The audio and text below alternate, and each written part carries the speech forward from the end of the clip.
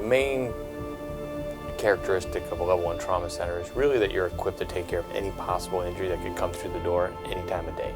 You're basically ready to handle anything 24/7. The fact that most of these patients didn't expect to be in a trauma is what makes us different from any other service. Most people are healthy, living a normal life, and in an instant, they're in a traumatic injury. Their life is threatened. It's something they can't expect or prepare for. It takes a village to identify any injuries in a timely manner.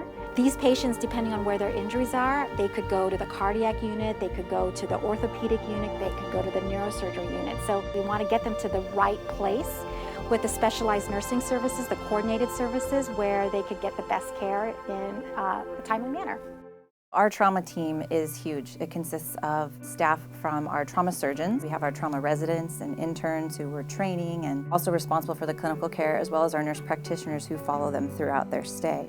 But a whole other piece of our trauma service is looking at outcomes for our patients. Our trauma service also consists of an injury prevention program and community outreach.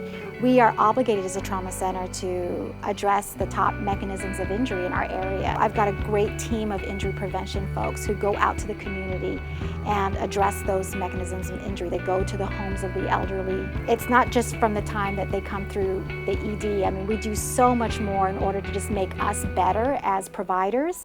You can only get better if you know where you're at. And so trauma centers for the last 30 years have had to collect data. So we have our data. We look at our data all the time.